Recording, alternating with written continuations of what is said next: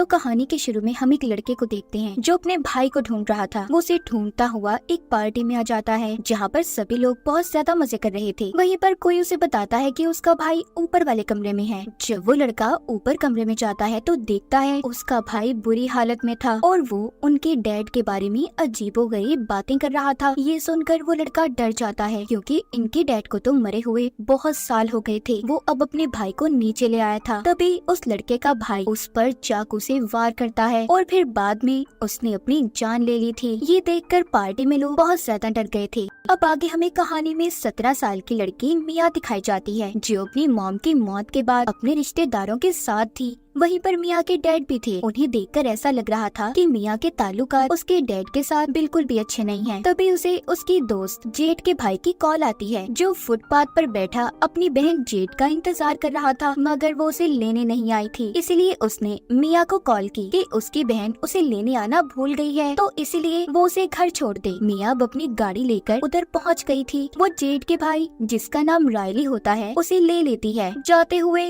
वो खूब मजे में गाड़ी चलाती है। तभी रास्ते में इनकी गाड़ी के आगे अचानक से जख्मी हालत में कैंगरू आकर लेट जाता है। मिया बार बार अपनी गाड़ी उस कैंगरू के पास ले जाती है मगर अपनी गाड़ी को रोक देती है। वो उस कैंगरू की जान नहीं लेना चाहती थी, इसीलिए ये दोनों उस कैंगरू को वहीं पर छोड़कर आगे चले गए थे। वो अब रायली को उसके घर ले आती है जहाँ पर वो अपनी दोस्त जेड से भी मिलती है। यहाँ पर दिखाया जाता है मिया की दोस्त जेड अपने एक फ्रेंड के साथ थी जो कभी मिया का भी दोस्त हुआ करता था। लेकिन खैर मिया को अब इन चीजों से कोई फर्क नहीं पड़ता। वो इस बात को नजरअंदाज करके जेड से बहुत प्यार करती थी। अब बातों बातों में मिया जेड को एक वीडियो दिखाती है जिसमें एक लड़की की बड़ी बड़ी काली आंखें थी। ऐसा लग रहा था कि उस पर किसी शैतानी आत्मा का कब्जा हो। तभी वहाँ पर उनका एक दोस्त आता है। आज रात इन सब ने अपने दोस्त के यहाँ पार्टी में जाना था। ये सभी उधर पहुँच जाते हैं। मिया का दोस्त सबको बताता है कि हम एक गेम खेलने वाले हैं जिसका नाम है टॉक टू मी, मुझसे बात करो। मिया इस गेम को खेलने के लिए तैयार थी। उसे एक चेयर पर बिठाकर बांध दिया जाता है। अब उसका दोस्त उसके सामने टेबल पर रखी हुई मोमबत्ती जलाता है।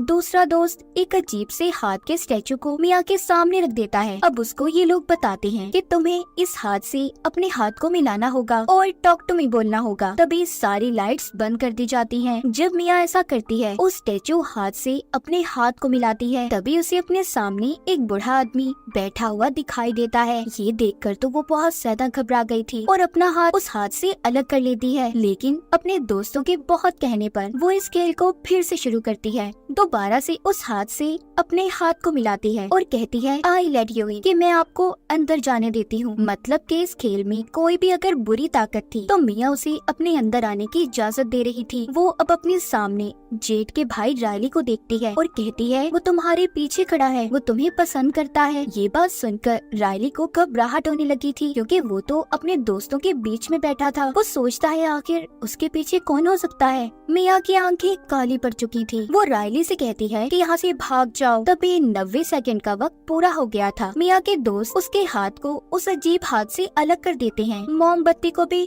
बुझा दिया गया था। मिया अपने होश में आ गई थी। मिया के साथ आखिर हुआ क्या था ये तो हमें कहानी में आगे जाकर पता चलेगा। रात को रायली मिया की बातें सोच कर सो नहीं पा रहा था। उसे अकेले कमरे में बहुत ज्यादा डर लग रहा होता है, इसीलिए वो अपनी बहन जेड के कमरे में जाता है मगर वो भी उसे अपने साथ सुलाने से मना कर देती है। तभी वो लाउंज में लीटी मिया के पास जाकर लेट जाता है जो आज रात उनके घर पर ही रुकी थी। मिया रायली को अपने सपने के बारे में बताती है जो हमेशा उसे आया करता था। वो बताती है मैं अपने सपने में देखती हूँ कि मैं एक शीशे के आगे खड़ी हूँ लेकिन मुझे उसमें अपना रिफ्लेक्शन अक्स नजर नहीं आ रहा। फिर वो दोनों गेम के बारे में बात करते हैं तो मिया बताती है कि मुझे उस वक्त ऐसा लग रहा था कि जैसे मैं हवा में तैर रही हूँ। अब यही बातें सुनते सुनते रायली सो जाता है। मिया उसके हाथ से उसका फोन लेकर साइड पर रखती है और प्यार से उसके सर पर हाथ फेरती है। जब वो ऐसा कर रही थी हम उसके हाथ को देखते हैं जो अजीब किसी शैतान काली ताकत का लग रहा था।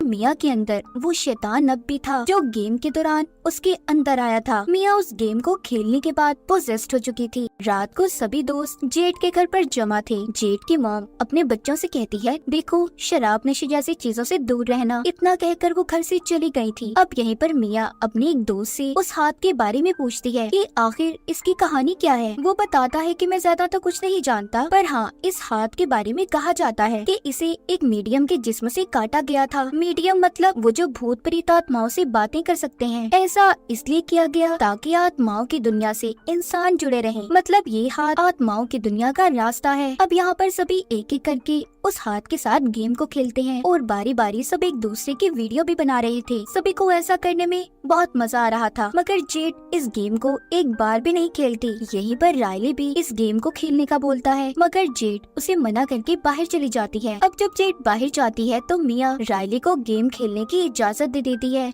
मिया तो पोजेस थी शैतान के कंट्रोल में, तो जो कुछ शैतान उसे सोचने या बोलने का कह रहा था वो वही कर रही थी। रायली अब जब उस गेम को शुरू करता है और वो हाथ पकड़ता है, आई लेट यू इन कहता है, वैसे ही उसके अंदर मिया की मॉम की आत्मा आ जाती है जो कि मिया से बात करने लगी थी। मगर तब तक वो वक्त पूरा हो गया था जो सब दोस्तों ने रायली को गेम खेलने के लिए दिया था। लेकिन मिया ने अपनी मॉम की आत्मा को महसूस किया था, उसे उनकी आवाज भी आ रही थी। पर तभी उन आत्माओं की दुनिया से रायली को पसंद करने वाला शैतान उसके अंदर आ जाता है। मतलब कि जो कहानी के शुरू में मिया ने रायली को बताया था कि वो तुम्हारे पीछे खड़ा है, अब वो शैतान रायली के अंदर था। तभी रायली अपने सर को टेबल पर जोर जोर से मारता है। थोड़ी देर बाद उधर पुलिस भी आ गई थी और रायली के मामले में पूछताछ करने लगती है। उसकी बहुत बुरी हालत थी, इसीलिए उसे हॉस्पिटल ले जाया जाता है। इन सब के बाद मिया अब जब रात को घर पहुंचती है तो उसके डैड उससे बात करने की कोशिश करते हैं, मगर वो अपने कमरे में चली गई थी और अपने डैड से कोई बात नहीं करती। फिर कुछ देर के बाद वो हॉस्पिटल में जाती है जहाँ पर रायली दाखिल था। अब वो जानती थी कि हॉस्पिटल जाकर उसे रायली के घर वालों का सामना करना था, क्योंकि गेम खेलने की इजाजत इसी ने दी थी। जैसे ही वो हॉस्पिटल पहुंचती है होता भी ऐसा ही है जैसा कि उसने सोचा था। जेड उस पर बहुत गुस्सा करती है, कहती है कि तुम्हारी हिम्मत कैसे हुई, तुम्हारी वजह से मेरा भाई आज इस हालत में है। ये सुनकर मिया बहुत दुखी हो गई थी और जेड के दोस्त के साथ अपने घर आ जाती है। लेकिन आज रात वो अपने घर अकेले नहीं रुकना चाहती थी, इसलिए जेड के दोस्त को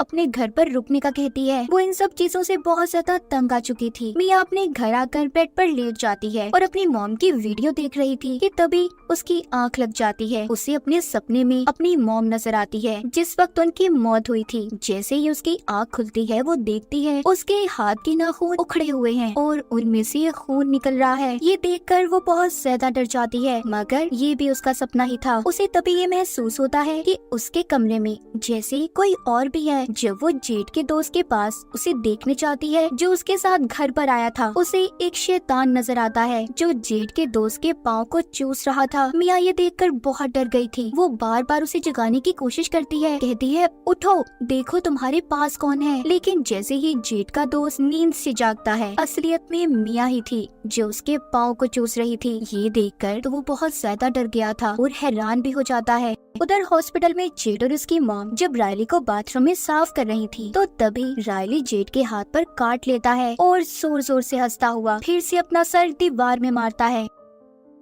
शैतान बार बार मिया को भी ये एहसास दिला रहा था कि रायली बहुत दुख में है, तो उसे तुम उसके दुख से आजाद कर दो, यानी कि मार दो। मिया इन सब के बारे में अपने सभी दोस्तों से बात करती है। फिर वो उसी लड़के के पास जाते हैं जिसको हमने कहानी के शुरू में देखा, जिसके भाई ने भी अपनी जान ले ली थी। वो लड़का उन्हें यही बताता है कि वो हाथ एक शैतानी हाथ है, आत्माओं की दुनिया का रास्ता। इससे ज्यादा मैं उसके बारे में और कुछ नहीं जानता। इसीलिए मिया के जितने भी दोस्त थे कुछ ना कर पाने की वजह से अपने अपने रास्ते चल देते हैं। अब मिया, जेड और उसका दोस्त तीनों हॉस्पिटल वापस आते हैं। वो ये सोच रहे थे कि शायद उस दिन गेम में कुछ अधूरा रह गया हो कि जब रायली वो गेम खेल रहा था तो उसने अपना सर जब टेबल पर मारा, इसी उसमें सब लग गए और उस मोमबत्ती को बुझाना भूल गए। तभी वो शैतान असल दुनिया में आ गया और अब रायली के अंदर है। वो अब उस शैतानी हाथ को रायली के हाथ में देते हैं, पर कुछ भी नहीं होता। मिया ये सोचती है कि अगर रायली कुछ बोल नहीं रहा तो क्या पता वो मर गया हो। इसीलिए अब वो उस हाथ से अपना हाथ मिलाती है और कहती है, टॉक टू मी रायली, मुझे रायली से बात करनी है। तभी एक छोटी बच्ची उसके सामने आ जाती है जो उसे कह रही थी, आई लेट यू इन। तभी मिया आत्माओं शैतानों की दुनिया में चली गई थी। वो वहाँ पर रायली को देखती है जिसको शैतान ने बुरी तरह से अपने काबू में किया हुआ था। ये देखकर वो बहुत ज्यादा डर गई थी और रोते हुए वापस अपनी दुनिया में आ जाती है। अब वो अपने घर आ गई थी जहाँ पर उसके डैड उसका इंतजार कर रहे थे। वो मिया के आते ही उसे उसके मॉम का खत सुनाते हैं जिसमें लिखा था, मेरे प्यारे हस्बैंड और मियाँ, आज मैं बहुत खुश हूँ। आज मेरे लिए बहुत अच्छा दिन है। मैं उम्मीद करती हूँ तुम भी बहुत अच्छे होंगे। मैं अब बिल्कुल दर्द में नहीं हूँ। ये बातें सुनकर मियाँ अपने डैड के गले लग जाती है। तभी दूर से मियाँ को अपनी मॉम की आत्मा की आवाज सुनाई देती है कि तुम्हारे डैड झूठ बोल रहे हैं। मियाँ बार बार उसे बस यही सुनाई दे रहा था कि तुम्हारे डैड झूठ बोल रहे हैं। तभी शैतान मियाँ के डैड की शक्ल में उस पर हमला कर देता है। मियाँ एक कैंची से उसे मार देती है, मगर वो ये भूल गई थी कि असल में उसके सामने उसके डैड थे। ये सिर्फ उसका बस एक वहम था कि उसके सामने शैतान है। फिर वो अपने दोस्त जेड को कॉल करती है और बताती है कि मैं बहुत दर्द में हूँ, तुम मेरे घर आ जाओ। जेड अब रायली को अकेला छोड़कर मियाँ के घर जाने के लिए निकल जाती है, पर ये क्या, मियाँ तो हॉस्पिटल की पार्किंग में थी जो जाते हुए जेड को देख रही थी। इसका मतलब कि शैतान अभी भी मियाँ के अंदर था, जिसने धोखे से जेड को घर पर बुलाया ताकि वो रायली को मियाँ से मरवा सके। अब मियाँ हॉस्पिटल से रायली को व्हील चेयर पर बिठाकर रोड पर ले आई थी। दूसरी तरफ जेड मियाँ के घर पहुंचकर उसे बार बार कॉल कर रही थी। अब जब मियाँ उसकी कॉल नहीं उठाती तो वो उसके घर के अंदर जाती है और देखती है कि मियाँ के डैड खून में लथपथ पड़े हैं। ये देखकर जेड को सब कुछ समझ आ गया था। वो अपनी मॉम को कॉल करके मियाँ के बारे में बताती है और अब वो जल्दी जल्दी हॉस्पिटल पहुँचती है तो देखती है मियाँ रायली को व्हील चेयर पर रोड के दरमियान में ले जा रही थी। मियाँ दिल ही दिल में ये सोच रही थी कि उसे रायली को मारना चाहिए या नहीं, जैसा कि उसने कैंगरू के बारे में सोचा था जो हमने कहानी के शुरू में भी देखा। तभी यहाँ पर मियाँ की मॉम की शक्ल में वो शैतान आता है जो बार बार उसे रायली को मारने के लिए उकसा रहा था। तभी मियाँ यहाँ पर गाड़ी के सामने रायली को फेंकने के बजाय खुद कूद जाती है, लेकिन जेड ने उसे बचा लिया था। अब वो जख्मी हालत में हॉस्पिटल में थी, जहाँ पर वो शीशे में खुद को देखती है तो उसे अपना अक्स नजर नहीं आता और बेहोश हो जाती है। उसका बुरा सपना सच हो गया था। वो आत्माओं की दुनिया में फंस गई थी। उसे आत्माओं की अंधेरी दुनिया में मोमबत्ती की रोशनी दिखाई देती है। जब वो उसके पास जाती है तो मोमबत्ती के ऊपर एक हाथ होता है। मियाँ जैसे ही उस हाथ को पकड़ती है तो उसे एक लड़का दिखाई देता है जो कहता है आई लेट यू इन, मतलब अब ये हाथ किसी और के साथ गेम खेलने वाला था। ये बात तो साफ थी कि मियाँ ने रायली को बचाने के पीछे अपनी जान को खतरे में डाल दिया। वो हाथ किसके पास था इस बारे में भी किसी को कुछ नहीं पता। और इसी के साथ इस फिल्म की कहानी भी यहीं पर खत्म हो जाती है।